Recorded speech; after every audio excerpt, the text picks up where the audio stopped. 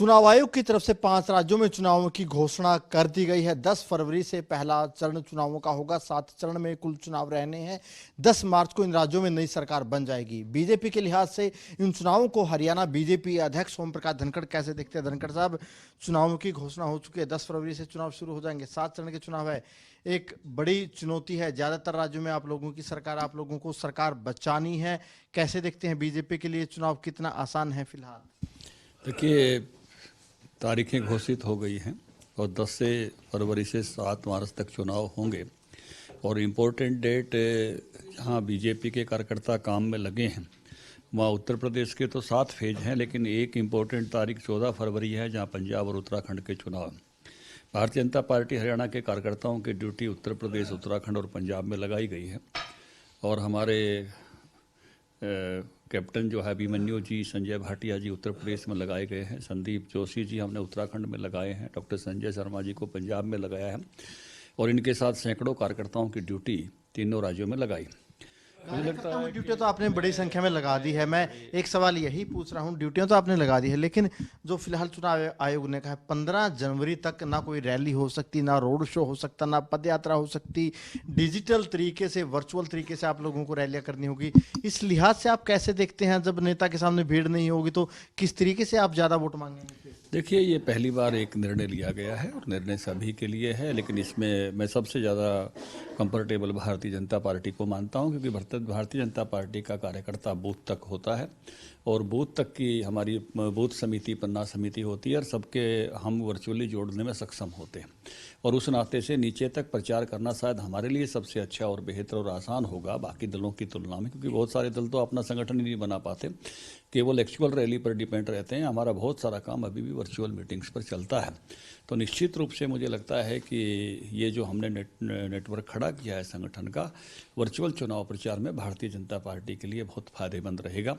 और जहाँ तक आप चुनाव परिणामों की बात कर रहे थे, तो मुझे लगता है कि फिर से जो राज्य हमारे पास थे, उत्तर प्रदेश, उत्तराखंड, गोवा, हम और मणिपुर में साझे में थे, तो वहाँ हम लौट कर आएंगे निश्चित रूप से। और जो है और कुछ ना कुछ एडिशन, पंजाब में भी हम अच्छी स्थिति में आगे बढ़ेंगे, कुछ ना कुछ एडिशन इसमें होगा। आप कह रहे हैं कि जो वर्चुअल मोड है बीजेपी उसके लिए बिल्कुल फिट है, लेकिन अगर बात करें जो चुनाव आयोग का जो पूरी की पूरी प्रेस कॉन्फ्रेंस आपने भी देखी यहाँ पर बैठकर, कोरोना गाइडलाइन पर काफ़ी फोकस किया गया है, तो ऐसे में आप लोगों से मिलना जुलना, ना रैली ना नुक्कड़ सभाएं, डायरेक्ट सा लोगों से मिल नहीं पाएंगे, तो काफ़ी मुश्किल सा चुनाव रहने वाला, थोड़ा अलग रहने वाला। हालांकि अनुभव आप लोगों को पिछले चुनावों का भी, लेकिन इस बार सख्ती ज़्यादा की है चुनाव आयोग की तरफ से, तो कहीं ना कहीं फिर ज़्यादा दिक्कत रहने वाले उम्मीदवारों के लिए भी, क्योंकि आप सीधा सीधा नुक्कड़ सभाएं नहीं कर सकते, रैलियाँ नहीं कर सकते। देखिए, जैसे चुनाव आयोग ने तय किया है बूस्टर डोज के साथ, और मुझे लगता है कि निश्चित रूप से चुनाव कैंपेन में लगने वाले लोग भी बूस्टर डोज के साथ निकलेंगे। 1-to-1 कैंपेन को चुनाव आयोग ने कहीं रोका नहीं है, बड़ी भीड़ को रोका है। और उस नाते से हजारों लोगों को एक साथ वर्चुअली जोड़ना, ये भारतीय जनता पार्टी इस मामले में सक्षम है।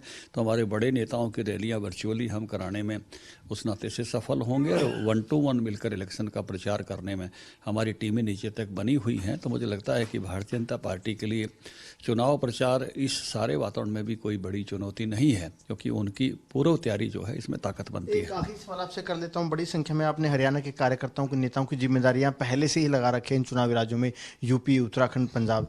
यहाँ पर किसानों का कितना असर देखने को मिलेगा? तो किसान आंदोलन अब खत्म हो चुका है, पंजाब की बात करें, वेस्ट यूपी की बात करें, उत्तराखंड की बात करें, किसान आंदोलन का क्या असर देखने को मिलेगा? मुझे लगता है कि ये चुनाव परिणाम बहुत सारी बातें अपने आप में कह देंगे, क्योंकि बहुत सारे किसान संगठन भी यहाँ चुनाव में उतर रहे हैं और जिस प्रकार की उनकी स्थिति और सामर्थ्य है, वो मुझे लगता है कि उस देश के सामने, उनके खुद के सामने भी वो किस सामर्थ्य के साथ, उनकी जन स्वीकार्यता कितनी है, वो इस चुनाव से जरूर स्पष्ट होगी। 10 मार्च आप लोगों के लिए ठीक रहेगा? निश्चित रूप से बहुत अच्छी स्थिति भारतीय जनता पार्टी के लिए रहेगी। और मुझे लगता है कि जैसे मैंने प्रारंभ में कहा कि ये बीजेपी के अनुकूल क्षेत्र है और बीजेपी बढ़त के साथ आएगी। बिल्कुल, धनखड़ साहब थे। धनखड़ साहब का यही कहना है कि जो भी चुनाव परिणाम रहेंगे बीजेपी के लिए सुखद रहेंगे। वहीं जो वर्चुअल मोड पर अब ज़्यादा फोकस करना होगा, उसमें कहीं ना कहीं बीजेपी को अब महारत मिल चुकी है। अनिल मोर, खबरें अभी तक, चंडीगढ़।